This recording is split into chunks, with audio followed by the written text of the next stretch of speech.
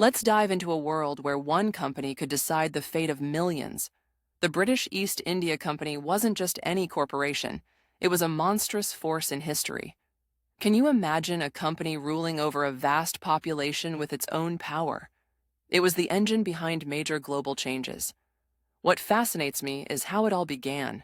From the time of Queen Elizabeth I, it started as a group of adventurers and slowly transformed into something larger than life.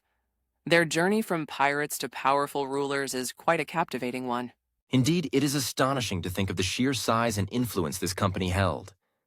At its peak, the company's private army was huge, bigger than the military of some countries today. They didn't just stop at building armies. They bent politicians to their will, shaping policies and international relations like few others. Imagine today's tech giants and their influence. Yet this was on another level.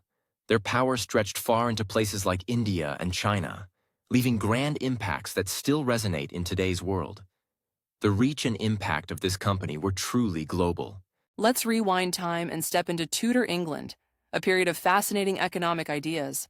One of these was the concept of joint stock companies. Imagine people coming together, pooling their resources for a shared venture. This was revolutionary at the time. Instead of needing a king's treasure to explore or trade overseas, everyday folks could invest, taking part in something much bigger than themselves. It's a bit like how people today buy stocks in their favorite companies.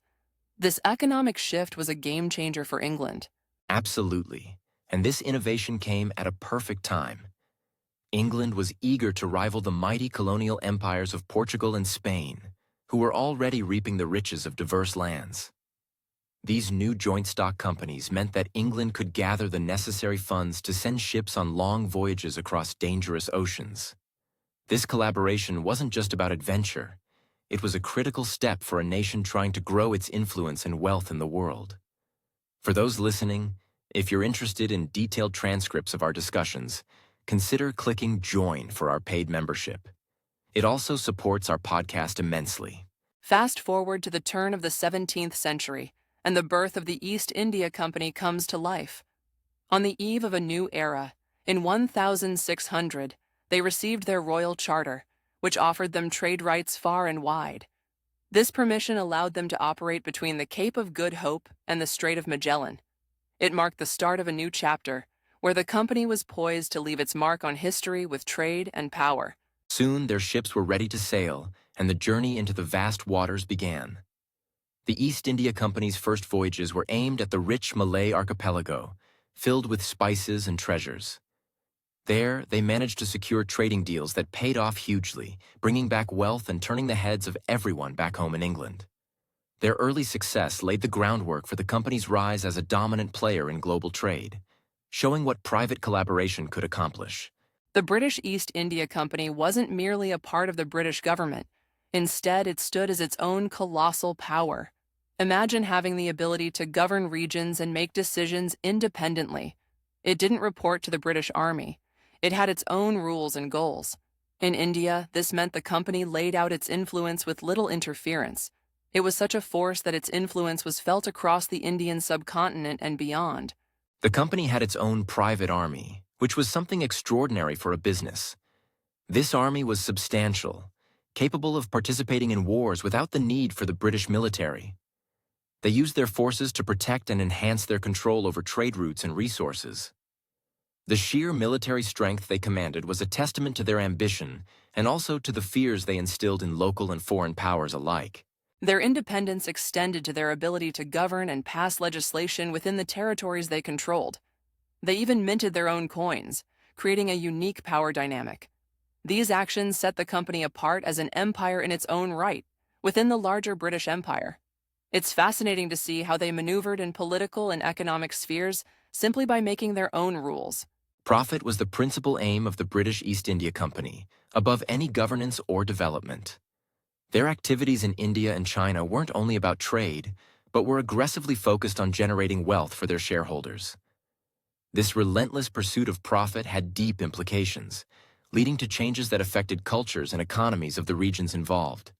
Their focus was so laser-sharp that it left a lasting mark on the nations they touched.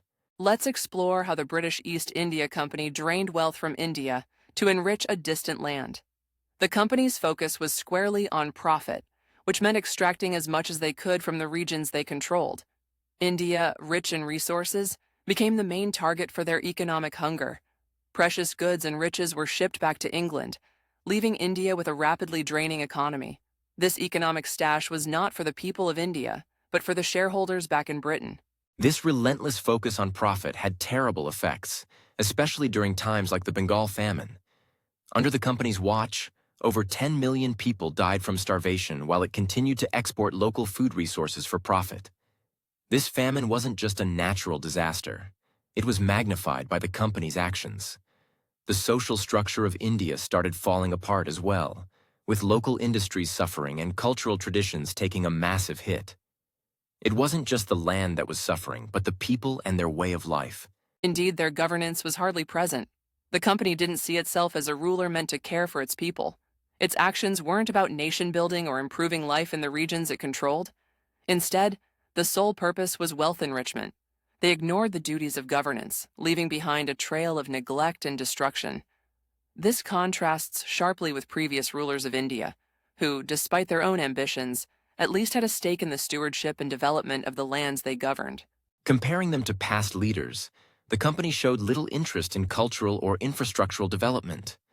Earlier rulers may have been conquerors, but they also contributed to society's growth. The British East India Company, however, simply extracted and exported India's riches without investing back into the local economy. This lack of reciprocal investment left deep scars and significantly hindered India's development, setting the country back for generations. Their greed wrote a chapter in India's history that is painful to look back on. Let's delve into the episode of the East India Company's expansion into China. The company eyed the rich Chinese market, primarily for its silk and tea, but it was opium that became their ticket. At the time, the Chinese were cautious about foreign trade, creating a challenge for the company. However, when the British discovered how high the demand for opium was in China, they seized this chance to gain entry. It marked the start of the opium trade, which had huge implications. This trade brought deep social changes in China. The widespread addiction impacted all layers of society, turning people into shadows of their former selves. Communities were torn apart by poverty and crime, directly linked to the opium epidemic. As the drug spread, China faced internal instability that played right into the hands of the company. By pushing opium, the British East India Company managed to break open the Chinese markets for their gain, creating social turmoil. What followed was known as China's Century of Humiliation, largely influenced by the British East India Company. Their aggressive trade tactics weakened China's political structures, allowing foreign powers to have more say in the region. The social and economic fabric of China was altered, showing how a single corporation could impact a country's history so significantly. It wasn't just about profit, it was about leveraging imbalance to control and influence on an unprecedented scale. Indeed, the legacy of the East India Company in China is complex and painful.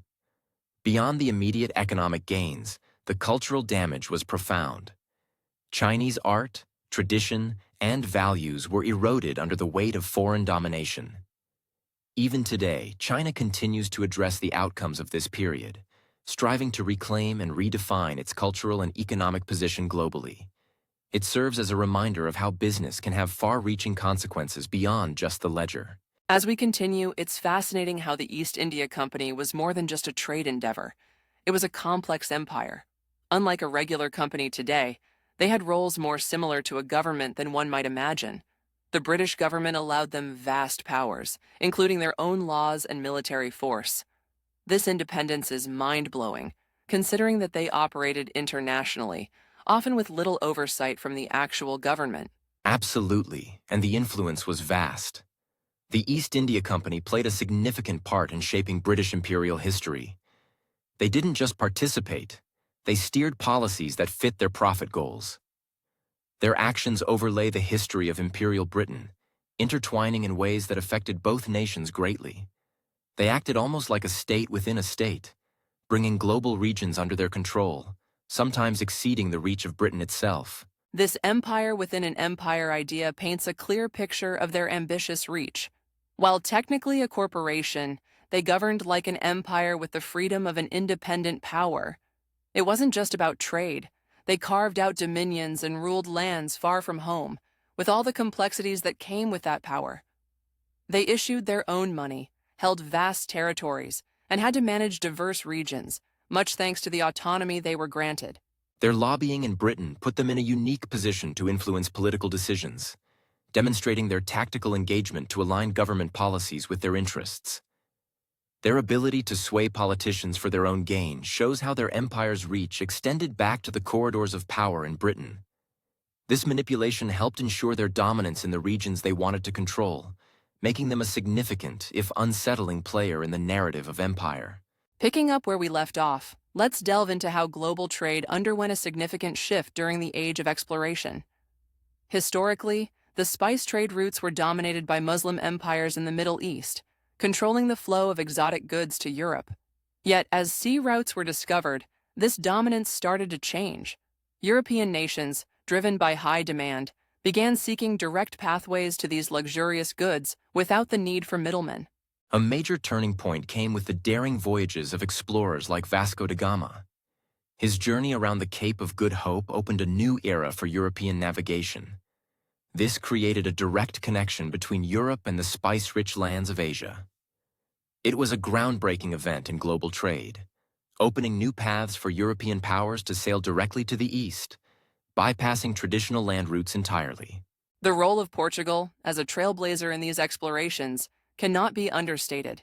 They quickly rose in wealth and influence, establishing themselves as a major power in trade. Alongside them, Spain also expanded its reach, cementing its status as a wealthy kingdom thanks to the new colonies. Both nations set an example, showing the potential profits of navigating uncharted seas in pursuit of commerce. Before these European explorations, there was a notable decline in direct contact between Europe and the East. Major empires and established trade routes gradually changed, causing European nations to seek routes less dependent on existing networks. This shift redefined how nations engaged with each other and reshaped the economic landscape of the era, paving the way for the large-scale international trade systems we recognize today. We hope you've enjoyed this deep dive into such a fascinating topic. Make sure to like and subscribe if you found this interesting. Joining our YouTube membership not only supports our content, but also gives you access to full transcripts of all our episodes. We appreciate every bit of support, as it helps us continue to provide content for curious minds like yours.